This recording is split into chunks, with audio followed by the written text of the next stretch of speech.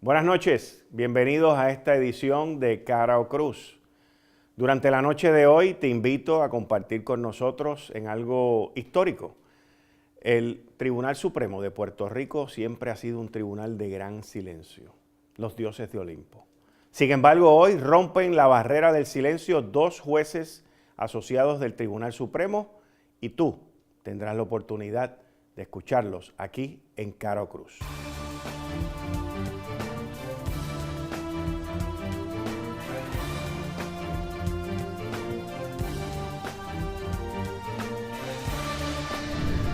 Hace unas semanas, el país fue testigo de cómo, por primera vez en la historia, las partes de un caso judicial discuten sus argumentos en una sala del Tribunal Supremo de Puerto Rico.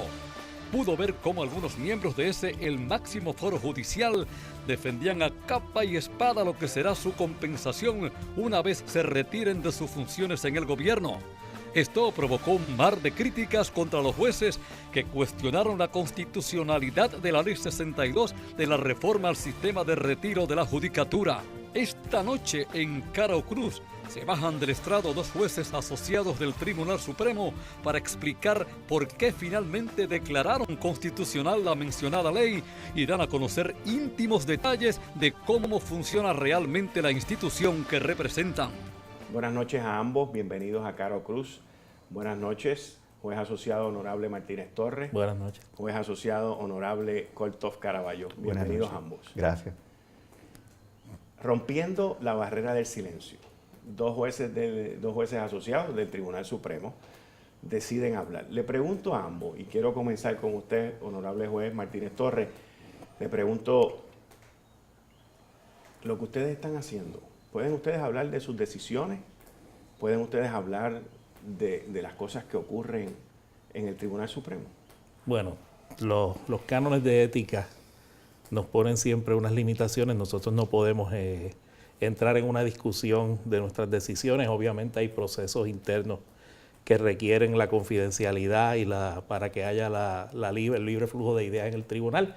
Fuera de eso, pues podemos entrar en una discusión de lo que es el rol del tribunal y las experiencias que son públicas, quitarle en algo el velo de misterio sin tener que entrar en esos asuntos confidenciales. Juez asociado, ¿cuál es su sentir? Como dijo juez Martínez Torres, yo creo que hay muchas cosas que el país necesita saber de esta institución que por años ha permanecido un poco misteriosa de lo que es el Tribunal Supremo. Como dijo el juez Martínez Torres, con relación al fundamento de nuestras opiniones, pues ya lo escrito está. No podemos discutir eso. Pero hay muchas otras cosas que sí podemos hacerlo y queremos hacerlo, que el país conozca.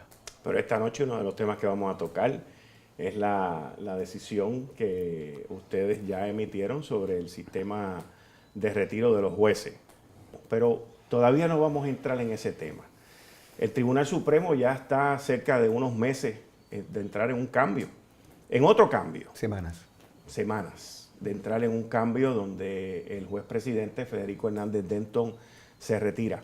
Recientemente salió una lista de nombres, personalidades que se denominan como futuros presidentes del Tribunal Supremo de Puerto Rico. ¿Qué ustedes esperan del próximo juez presidente del Tribunal Supremo? Mira aquí que ese cambio, como tú mencionas, va a ser trascendental. Tomemos en consideración que Federico Hernández Denton es un juez que lleva 29 años en el tribunal, que es el único juez presidente que antes de advenir a su presidencia había sido juez asociado 19 años. Así que Federico, como el juez Martínez Torres ha dicho en otras ocasiones, es la memoria institucional del tribunal. Es la persona que ha estado por muchos años, que tiene el respeto y la deferencia, y desde mi punto de vista, de verdad que ha sido un buen presidente. Hernández Denton ha logrado mantener su corte unida, una corte que ha sufrido cambios fuertes. Excepto el año en que Hernández Denton entró, que fue en el año 1985, que en 9 meses entraron 5 jueces. El cambio mediante el cual esta corte se renovó ha sido el más violento, pero además porque hubo cambio generacional, hubo un cambio ideológico, es cierto, y Hernández Denton ha tenido la sapiencia, la experiencia las canas para poder conseguir que en estos 5 años que han sido intensos, a pesar de los muchas controversias que han habido, pudiéramos permanecer una corte unida, una corte eficiente, y él ha dicho, y es correcto, hoy el Tribunal Supremo está mejor que nunca. Está al día en sus decisiones, está trabajando perfectamente. Y yo tengo que reconocer, y lo hago con alegría, que eso se debe en gran manera al liderato de Hernández Denton.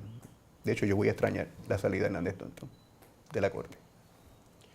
Ustedes componen una cepa nueva, un cambio en la estructura del Tribunal Supremo, porque el Tribunal Supremo nunca había tenido tantos jueces que habían sido nombrados por un gobernador del Partido Nuevo Progresista. Ustedes fueron esa primera cepa que ya mañana cumplen 5 años de haber juramentado. Y esa nueva cepa luego se une a los próximos que entran en la ampliación del tribunal a 9 jueces. Una ampliación que lleva mucha discusión en Puerto Rico. Pero ¿cómo ustedes han visto ese debate que ocurrió? Bueno, el debate era predecible y se dio incluso en las opiniones que salen en el tribunal cuando ampliamos a 9. Es cierto, o sea, somos una nueva generación con unas ideas distintas, basadas en unas experiencias de vida distintas a las de la generación de jueces anteriores y con un deseo de renovar. Nosotros llegamos a una institución que seguía funcionando con los mismos esquemas, con los mismos procedimientos de cuando tenía 1/3 de los casos que atiende ahora. Y una de las cosas que vimos sobre la marcha era el atraso que eso provocaba. Y por eso tomamos varias medidas. La más sonada fue la del aumento de los 2 jueces, que era necesaria para el funcionamiento actual del tribunal, de utilizar el mecanismo que la Constitución nos da para dividirnos en salas de 3 jueces y atender los recursos. Gracias a eso, el tribunal hoy está más al día que nunca desde su creación. Si uno se dedicara a denegar, o sea, no atender, no expedir los autos, y para los legos que puedan estar viendo el programa, el Tribunal Supremo no está obligado a ver todos los casos que se llevan allí. Es un tribunal mayormente discrecional que puede decidir, que solo ve los casos que entiende que tienen algún mérito para pautar la regla de derecho en casos futuros. Y bien fácil sería uno poner el tribunal al día dejando de atender casos meritorios y meramente diciendo no los voy a ver, el famoso no al lugar. Una cosa importante de lo que ha dicho Martínez Torres, que quiero enfatizar es primero que se ha atendido muchísimos más recursos, muchísimos más asuntos después de la ampliación que lo que se atendía antes. Asuntos son casos. Todo tipo de casos, pueden ser casos disciplinarios, todo lo que produzca un trabajo y un outcome, una salida al tribunal. Yo hice un análisis de los 6 años hasta el 2013, 3 años sin la ampliación y 3 años que lleva la ampliación. Atendimos un promedio de 800 y pico de asuntos más. Pero lo interesante, y es lo que quiero enfatizar, es que la calidad de la manera en que se ha atendido esos asuntos ha sido la misma. Porque el % de no al lugar, los concebidos no al lugar, o sea, el no al lugar es que vi tu caso, lo examiné, no quiere decir que yo no lo examiné, lo vi, no tiene méritos para ser expedido, no al lugar. Esos no al lugares, el % que se han denegado después de la ampliación es prácticamente, no, exactamente el mismo. O sea que lo que se ha puesto al día no ha sido porque hemos sido mucho más lenientes en la calidad del trabajo, no, se está haciendo la misma calidad del trabajo, pero se está haciendo más porque se está haciendo más eficiente. También, Quique, algo que a mí me gustaría enfatizar es que ha habido un cambio en el tribunal y en eso tengo que admitir nuevamente con satisfacción que el Hernández Denton ha sido instrumental. Es que este es un tribunal mucho más abierto. Nosotros, la Constitución, el capítulo 1, sección 2, artículo 1, sección 2, dice que las 3 ramas de gobierno nos debemos al país. Los 3 estamos sujetos a la soberanía del país. Pero el Tribunal Supremo, especialmente de la rama judicial, siempre fue el más escondido. Nosotros somos funcionarios públicos, nos debemos al público. Un cambio importante es que una vez nosotros entramos, establecimos por reglamento que tienen que haber estadísticas. Hoy en día usted sabe qué produjo Cortov Caraballo en el 2013. porque el país me paga para eso y el país tiene derecho a saber qué fue lo que produjo Martínez Torres. Eso no lo había. Somos funcionarios públicos. ¿Por qué no? Se nos pagan con fondos públicos. Ahora, dentro de esa apertura que ustedes mencionan, están los casos que ahora se están viendo en televisión. Están también el envolvimiento de ustedes en una decisión que tenía que ver con ustedes.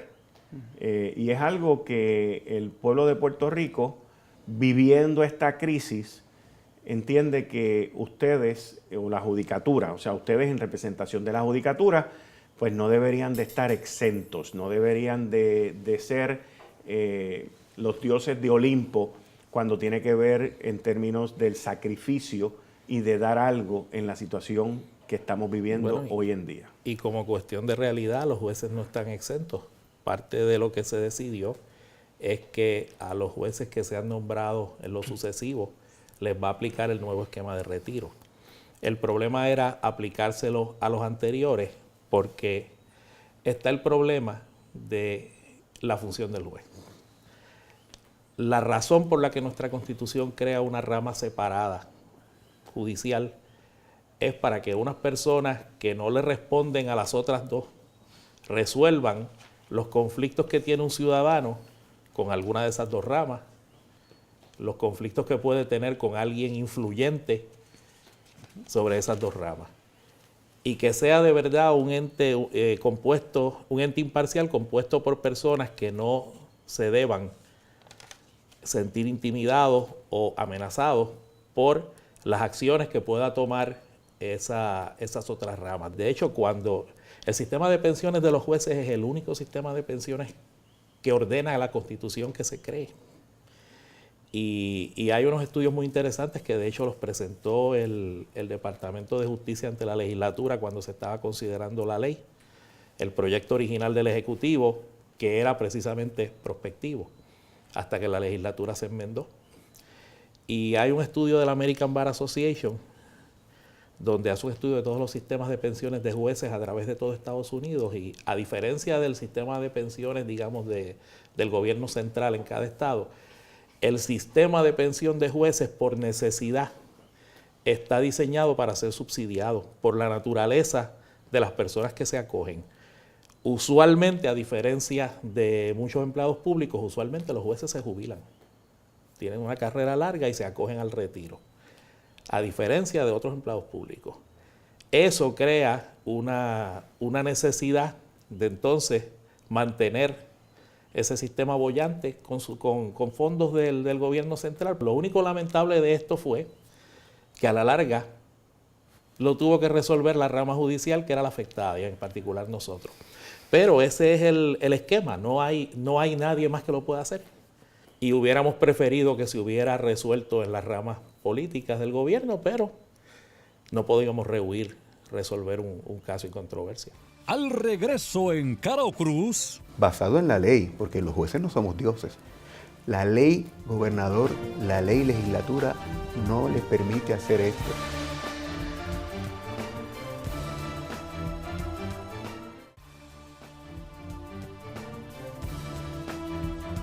Fue una vista muy llamativa.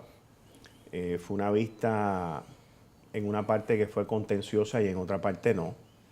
El licenciado Irán Sánchez surfió por allí feliz y tranquilo de la vida, porque de la manera que yo lo veo y de la manera que el pueblo de Puerto Rico lo vio, pues él estaba presentando los argumentos que defendían la rama judicial, la postura de ustedes, y no se vio la parte contenciosa con el licenciado Irán Sánchez o con otro de los licenciados defendiendo la rama judicial. Sin embargo, cuando vino la procuradora, se vio una parte bien contenciosa. Se vio una parte con los 8 jueces allí haciendo preguntas. Mucha gente dice que tirando piedra todo lo que da. O sea, que allí estaba todos ustedes en el unísono defendiendo su pensión. Esto es mío, no me lo quiten. Bueno, mira, Quique, déjame comentarte algo.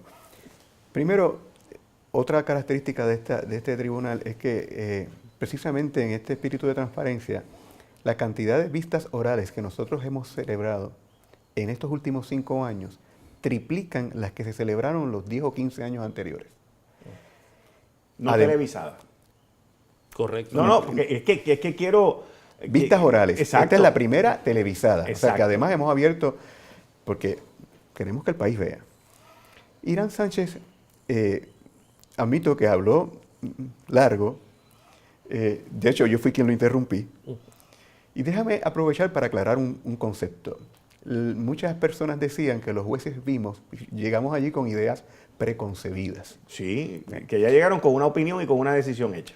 El que ha ido a una vista pública, a una vista oral en el Tribunal Supremo, sabe que el juez que va a sala, que le permite una vista oral a unos deponentes, ya tiene todo un expediente, toda una prueba que se analizó.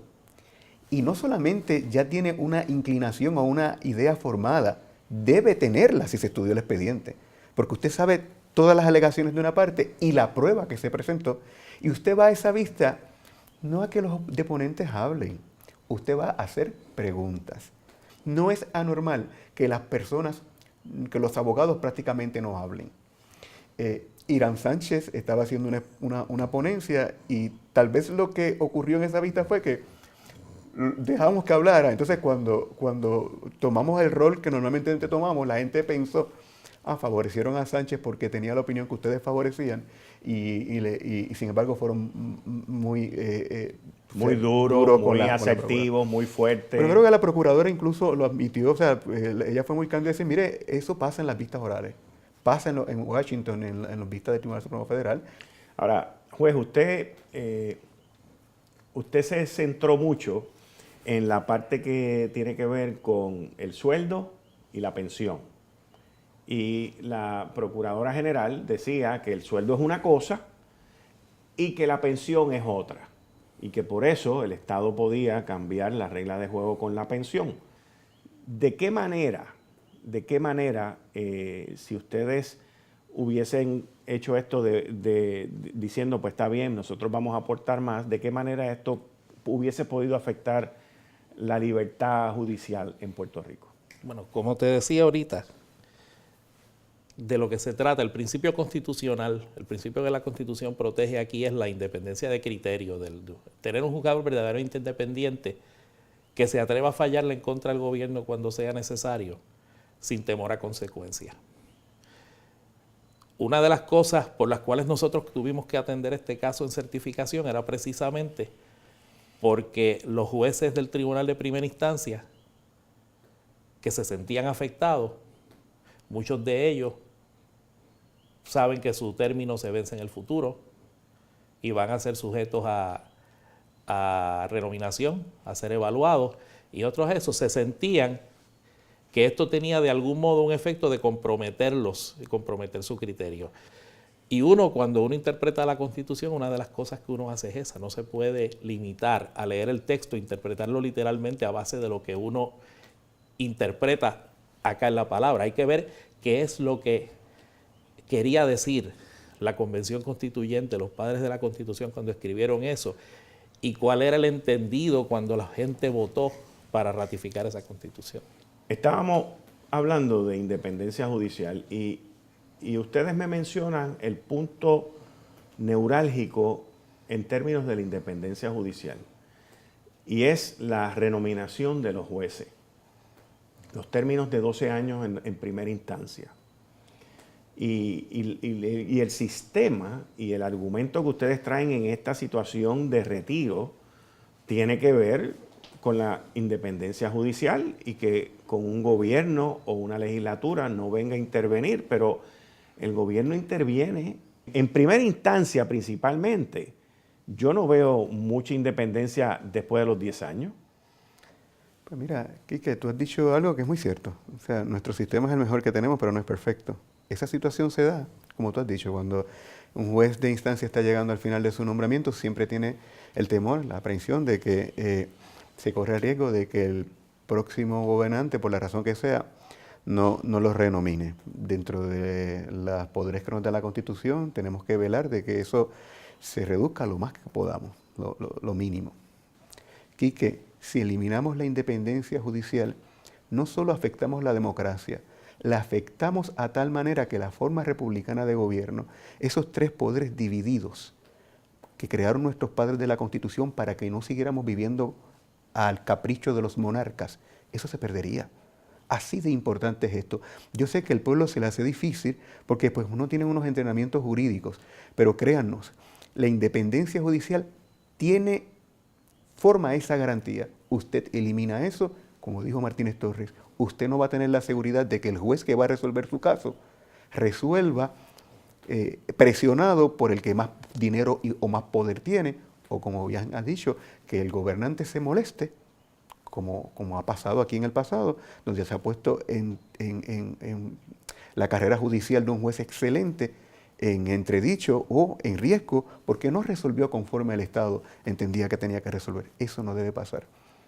Ahora, podríamos decir entonces que el sistema de retiro de los jueces pago por el Estado sin cambios dentro de los jueces que están ahora mismo en el sistema es el precio que el pueblo de Puerto Rico paga por su democracia.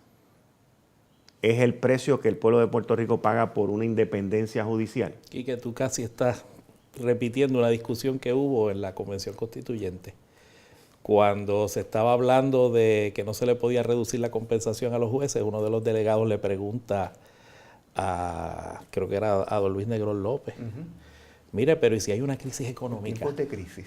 En tiempos de crisis, ¿eso va a ser así? Y la contestación de Negrón López es, pues mire, sí, ese es el precio que tenemos que pagar por tener una judicatura independiente. Ese es el riesgo que tenemos que correr, digo. Sin un derecho confiable que le aplique por igual a todo el mundo y que no hayan esas intromisiones, todos esos derechos que hay ahí son letra muerta. Ustedes, sí. Tribunales que le puedan decir al Estado, no, basado en la ley, porque los jueces no somos dioses. La ley gobernador, la ley legislatura no les permite hacer esto. Mire, caballero, usted que tiene muchísimo dinero no puede hacer eso. Para eso están los jueces, para velar que todos reciban lo que la ley dice que deben recibir o la Constitución. Ustedes están conscientes de la crítica situación que estamos viviendo en Puerto Rico y de la magnitud de las decisiones que ustedes tomen que pueda tener para mejorar o empeorar la crisis de Puerto Rico. Claro, nuestros funcionarios, nuestros empleados, nuestro staff ha recibido ese embate. Ahora, dentro de todo esto, también entra la discusión y la retórica. ¿Cómo ustedes y cómo el Tribunal Supremo acogió el comentario que hizo el gobernador Alejandro García Padilla de que se pusieran la toga de adulto? ¿Cómo ustedes percibieron esto? Es más, voy a ir más reciente. La pregunta es doble. Hace pocos días el secretario de Educación dijo que esperaba que ustedes tomaran esto de forma seria y que hicieran lo correcto. ¿Cómo ustedes toman eso? ¿Cómo ustedes toman esos comentarios? Mira, usualmente nosotros sabemos que los casos que llegan ante nosotros que tienen interés público, las partes van a hacer comentarios y nosotros usualmente lo sabemos, no le prestamos mayor atención. Nosotros vamos a decidir conforme al expediente, como dijo el juez presidente a raíz de las manifestaciones del gobernador que tú mencionaste. El tribunal va a evaluar con mucho cuidado, con detenimiento y resolverá en su día conforme a derecho.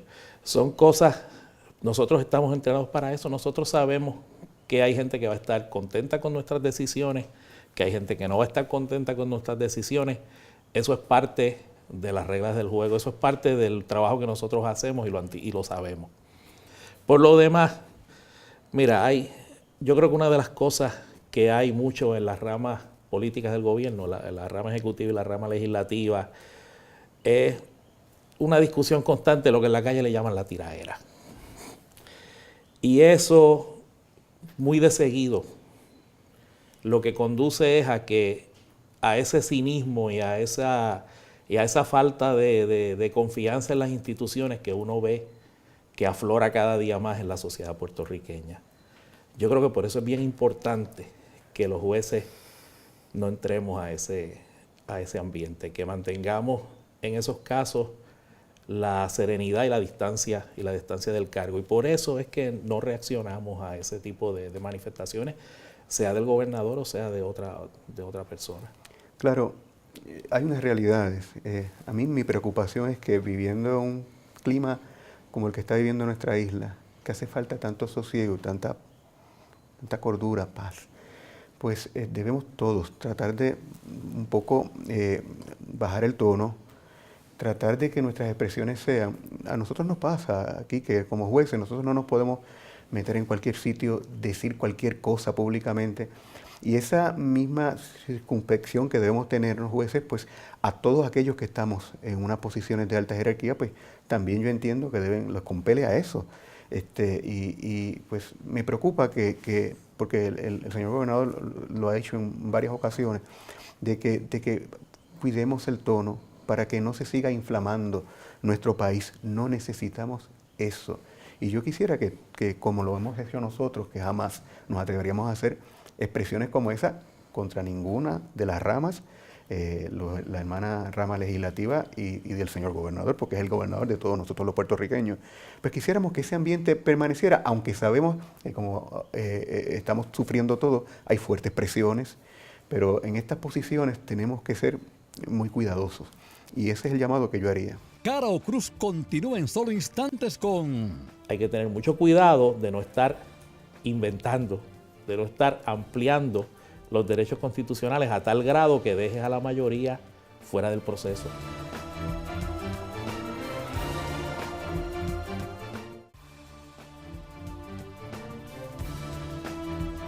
En este debate, como usted dice, juez, en esta tiraera, en este llamado, ¿cuán importante para ustedes es el respeto? Pues el respeto es lo mínimo que en estas posiciones vamos a esperar. En el Tribunal Supremo. Quique, hay 1000 diferencias, pero hay respeto, hay deferencia, de hecho hay cariño y hay amistad.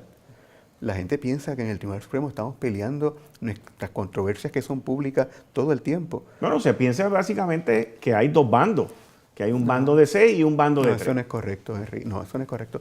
De hecho, el que con cuidado mira las opiniones, mira las decisiones, se da cuenta que el juez Martínez Torres, que es mi vecino, mi amigo y mi hermano, Martínez Torres y yo no estamos de acuerdo en un montón de cosas. Montones de cosas, en que él está en un extremo y yo estoy en el otro. Y en ese sentido, pues yo estoy con Hernández Denton y con la juez Liana Fiol. Tal vez Martínez Torres está entonces con Feliberti y con Pavón.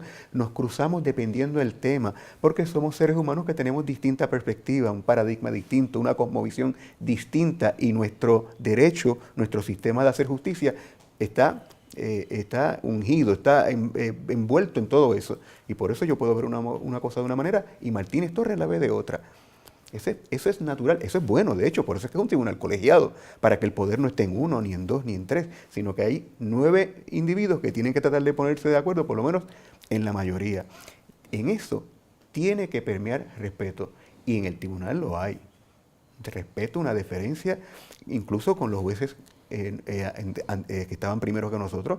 Hernández Denton es un juez que se les respeta mucho, la juez Fiol, la juez Rodríguez, o sea, son personas que se les tiene gran respeto.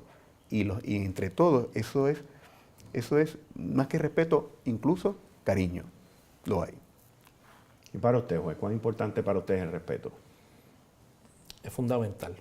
O sea, y no solo recibirlo, sino darlo. Como decía el compañero, entre nosotros los jueces hay un ambiente de respeto a las posiciones de los demás, al cargo que ocupan los demás y al ser humano que es cada uno.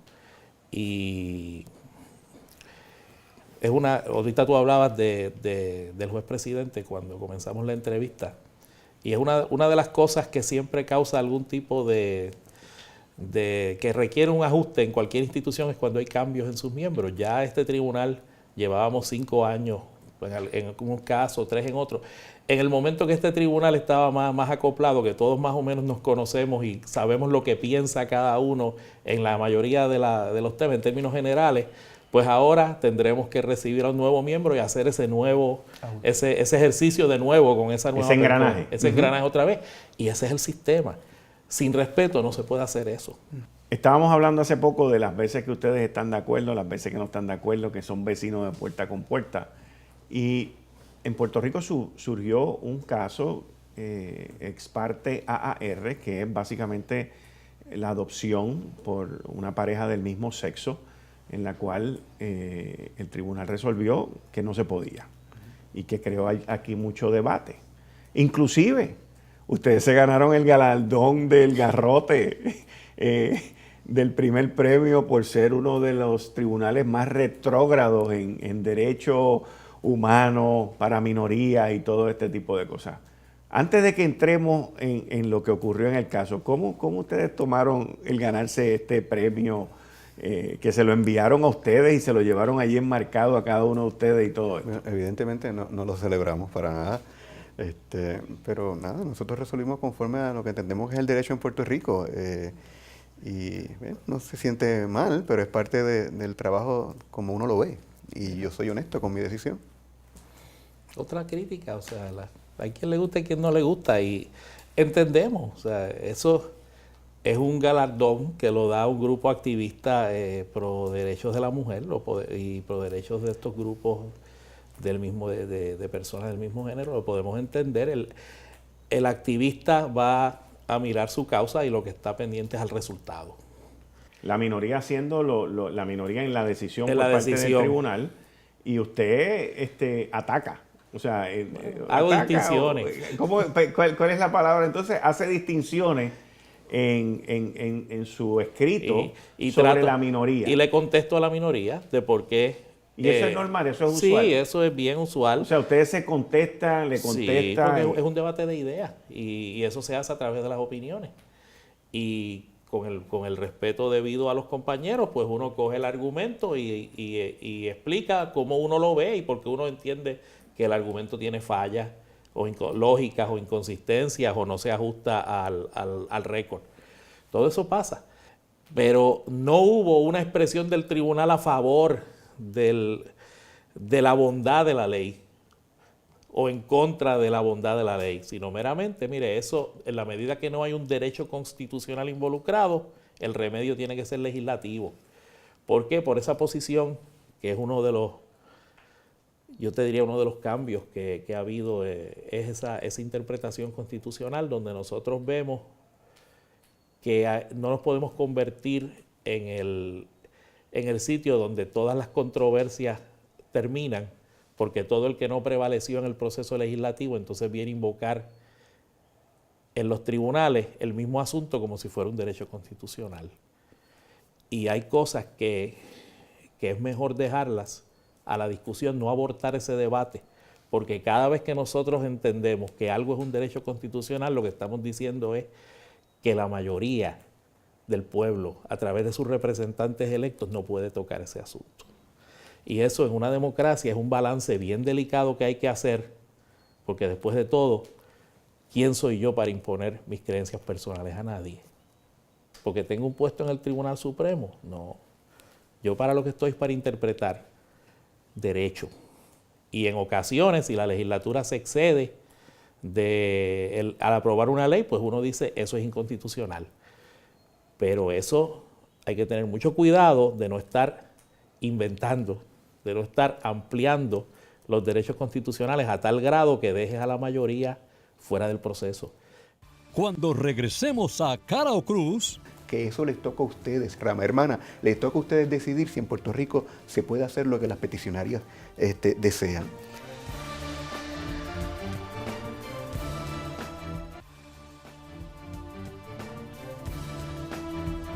Usted menciona sobre la extralimitación de la legislatura. Eso fue lo que ocurrió entonces con la ley que terminó firmando el gobernador con el sistema de retiro de los jueces. Se extralimitó la legislatura. Y ahí es donde ustedes entran entonces a cambiar anular esa extralimitación. Lo puedes ver así. O sea, hay en derecho constitucional, como te decía, uno trata de evitar interferir con la voluntad legislativa lo menos posible. Uno entra cuando no hay más remedio. A veces, pues la legislatura toma una medida que a cierto grupo de personas es perfectamente válido aplicarse, le extiende la aplicación a otros y esa extensión es lo que es inconstitucional. Pues en esos casos los tribunales usualmente lo que hacen es que declaran inconstitucional ese exceso de cobertura que dio la legislatura y mantiene viva, deja intocada la parte que es válida, la parte donde aplicarse a cierta persona no hay ningún problema constitucional. Y eso es lo que decidió el tribunal en ese caso. Nosotros es importante que se entienda que los tribunales, desde los tribunales de primera instancia hasta el Tribunal Supremo, no estamos hechos para crear política pública. Eso es función de las ramas políticas, entiéndase el señor gobernador, el ejecutivo, las ramas legislativas. Lo nuestro es interpretar el derecho y la Constitución, de las cuales nosotros como Tribunal Supremo, específicamente el Tribunal Supremo, somos guardianes. Eso quiere decir que nosotros no podemos simplemente arreglar lo que está mal. No. Tiene que venir un caso controversia. Alguien tiene que traer un caso al tribunal y decir, juez, nosotros entendemos, como acaba de decir el juez Martínez Torres, que aquí la legislatura se ha extralimitado, que esta parte está correcta, esta parte no. Nosotros tenemos que tener mucho cuidado, utilizar algo que se llama autolimitación en ocasiones cuando no podemos ir más allá de lo que es nuestra función judicial. En ese caso nosotros decimos, pues mira, esta ley hasta esta aplicación es correcta, de esa aplicación allá es incorrecta porque choca con la Constitución. No porque nosotros querramos, sino desde nuestro punto de vista choca con la Constitución. Los jueces, al igual que las otras ramas, estamos sujetos a la Constitución. Es importante que el pueblo entienda eso, que los jueces no son criaturas todopoderosas que podemos resolver lo que nosotros queremos. Estamos obligados por la Constitución, por una manera honesta de interpretar el derecho, sabiendo que si nos extralimitamos, entonces, como somos los últimos intérpretes de la Constitución, estamos creando un problema de democracia. Porque quiere decir entonces que nosotros somos los últimos y somos los que gobernamos el país desde nuestros estados. No, jamás. Un juez que haga eso está haciendo una función fatal al sistema democrático. Yo tengo que resolver conforme a derecho, conforme a la Constitución, pero yo tengo unos límites y yo no me puedo pasar de esos límites. Volviendo al caso, juez Korthoff, volviendo al caso de la adopción con las parejas del mismo sexo. Ahí usted habla inclusive de la creación de un río, de cambiarle el cauce a un río y luego sentir la rebelión del río. Ahí usted habla también en su opinión sobre, inclusive que su opinión puede estar con la gran mayoría de Puerto Rico. ¿Quién es la gran mayoría de Puerto Rico y qué pasó con ese río? Déjame comentarte algo y agradezco la pregunta, Quique. Fíjate que en AAR, el juez Korthoff, como el juez Martínez, como 7 otros jueces, 6 otros jueces, porque hay uno que no escribió, el juez Peliberti no escribió, todos escribimos. La juez Pavón Charneco escribió la opinión del tribunal. Los demás escribimos votos de conformidad. ¿Qué es un voto de conformidad? Un voto de conformidad es un voto en el que yo digo, yo estoy de acuerdo con lo que se resolvió y la manera en que se resolvió, con el fundamento que se utilizó. Pero además yo quiero decir otra cosa. Como es un voto de conformidad, ahí el juez tiene la libertad de decir, utilizar ese espacio para expresar alguna idea. En mi caso... ¿O su opinión? Mi opinión muy personal. Muy personal. Muy personal. En mi caso, yo quise utilizar ese medio para enviarle un mensaje a la legislatura que yo sé que después de nuestra decisión iban a trabajar con el ICHU, porque en la decisión estamos diciendo que eso les toca a ustedes, rama hermana, les toca a ustedes decidir si en Puerto Rico se puede hacer lo que las peticionarias desean. Pues yo le quise enviar un mensaje a la legislatura desde mi opinión personal de lo que yo creo que la legislatura debía hacer. Eso yo jamás podría hacerlo si yo estoy suscribiendo la opinión del tribunal, porque esa es mi opinión muy personal. Que no quiere decir que porque yo tenga mi opinión, yo voy a poner mi opinión por encima de lo que la ley dice. No, la ley dice lo que dice, me guste a mí o no me guste. Como el tribunal entendió que la ley no le otorgaba a las peticionarias lo que ellas querían, no nosotros no expresamos en la opinión del tribunal ninguna preferencia. Dijimos en blanco y negro, la ley no lo permite. Si usted quiere, tiene que convencer a la legislatura. Pero en mi voto de conformidad yo dije, pero me preocupa esto. Y eso es perfectamente válido. Ustedes, dentro de sus funciones como jueces asociados del Tribunal Supremo, salen del tribunal, van a las cortes, ven, se sientan y ven casos, no ven casos, pero evalúan lo que está ocurriendo en el resto del sistema, o ustedes simplemente se circunscriben a trabajar estos casos en el Tribunal Supremo.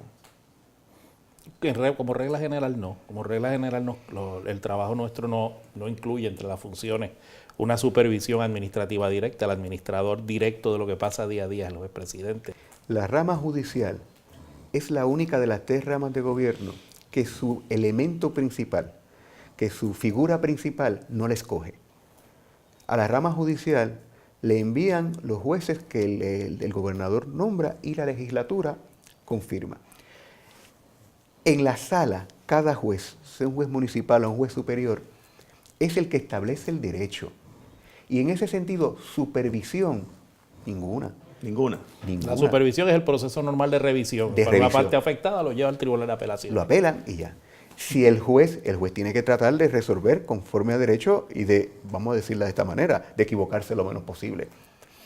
Pero si se equivoca, el único remedio es que la parte perjudicada vaya en revisión al Tribunal de Apelaciones, finalmente al Tribunal Supremo. Y se revoca si es que ciertamente el juez falló en su decisión conforme a derecho. Otra cosa es que disciplinariamente haya que intervenir con el juez.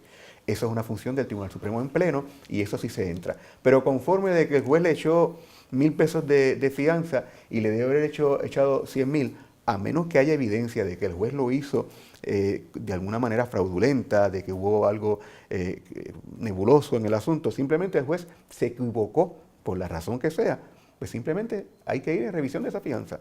El juez declaró no culpable cuando todo el país piensa que era culpable, pues usted no le puede decir que es un juez que hay que enseñarle derecho y disciplinarlo. La manera de enseñarle derecho es revocarlo y decirle, mire juez, usted no interpretó correctamente esto y esto y esto. Claro, con el tiempo va a haber una evaluación de los jueces. Perdóname, Martínez. Es que el concepto de independencia judicial lo que significa es eso, que ese juez va a resolver conforme a su conciencia, conforme a la prueba, conforme al derecho, sin presiones ni interferencia de nadie, incluyendo jueces de alta jerarquía. De la misma o de mayor jerarquía, incluyendo a la Oficina de Administración de Tribunales. Lo judicial es su provincia, es exclusivo de él. En términos del Pleno, mira, el esquema que la Constitución tiene de la facultad nuestra y la facultad del juez presidente es, imagínate una corporación donde el juez presidente es el CEO, es el que dirige el chairman, y nosotros somos la junta de directores. Okay. Y pues nosotros hacemos los reglamentos de la rama, nosotros hacemos las reglamentaciones y él ejecuta. Cuando regresemos a Cara o Cruz, somos de algún problema disciplinario con los jueces, pues tenemos todo un mecanismo para eso, con una comisión independiente que es la que evalúa y recibe pruebas.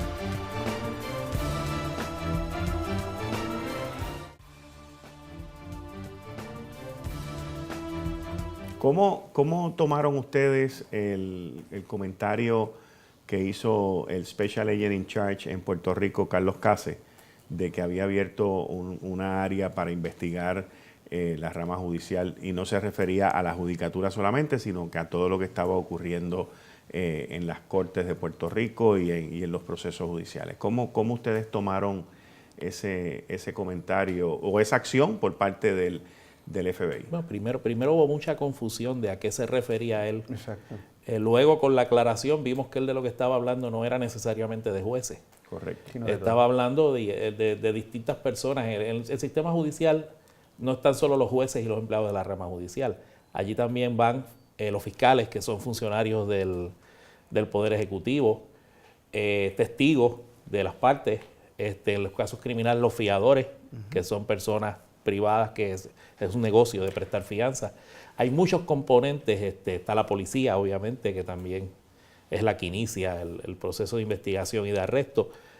Así que cuando él habló, yo entendí que hablaba más bien de los procesos judiciales, luego que vi la aclaración, y no estaba hablando necesariamente de que en Puerto Rico hubiera una judicatura corrupta. Creo que él descartó que él se estuviera refiriendo a eso y me alegro de la aclaración, porque en realidad, si algo nosotros velamos mucho es por esa pulcritud, y cuando hay el más mínimo asomo de algún problema disciplinario con los jueces, pues tenemos todo un mecanismo para eso, con una comisión independiente que es la que evalúa y recibe pruebas y se hace una investigación a fondo. Y yo, cuando escuché las expresiones, me pasó igual que el juez Martínez. Una vez él aclaró Yo presumo que él cuando hace esa declaración pues tiene un fundamento para eso y en ese sentido no tenemos más que darle la bienvenida. Claro. Pero aclarando que, como suele decirse, una golondrina no hace verano, Quique, y yo puedo dar fe, mi padre fue juez en la década de los 70 y yo he estado en este ambiente toda la vida. Nosotros tenemos una comisión de evaluación judicial que es excelente. La cantidad de per curiams, o sea, de opiniones desaforando abogados o jueces, nosotros somos muy estrictos en eso. Pero si tú buscas, la mayoría de los jueces son personas que no tienen problema alguno con la ley. Claro, cuando lo tienen, precisamente ahí que se garantiza la norma, cuando lo tienen, hace noticia, porque es raro que un juez salga en esas. Pero en Puerto Rico no tenemos, como lamentablemente en otros países, Sur y Centroamérica, donde en realidad los jueces, la independencia judicial ha estado en tela de juicio e incluso la estamina, el carácter de los jueces se ha puesto en entredicho porque se compran y se venden como nada.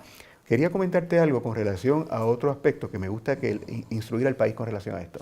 Cuando el juez presidente actúa como presidente del Tribunal Supremo, es bien interesante porque en ese sentido el juez presidente no es jefe de los jueces del Tribunal Supremo. En ese sentido el juez presidente es una persona que administra el proceso. Pero cuando nos sentamos a trabajar materia del tribunal, de hecho la mesa es redonda, donde él es uno más. Y él preside. En el caso de Hernández Denton es Hernández Denton. O sea, es una persona que tiene una gran experiencia, se le tiene un gran respeto, una gran deferencia, pero el juez presidente es un voto. Y en ocasiones él queda en minoría. Lo bueno con Hernández Denton es que cuando queda con minoría, el otro día pasa la página y vamos a otra cosa. Pero lo cierto es que es un voto más. En la administración, como lo explicó el juez Martínez Torres, él administra la rama judicial, pero aún así, incluso en eso también el Pleno interviene en la cuestión reglamentaria. Muchas gracias por estar con nosotros aquí en Caro Cruz. Durante esta noche pudimos ver la apertura de 2 jueces asociados del Tribunal Supremo. Puerto Rico necesita ese tipo de apertura. Puerto Rico necesita ese tipo de diálogo.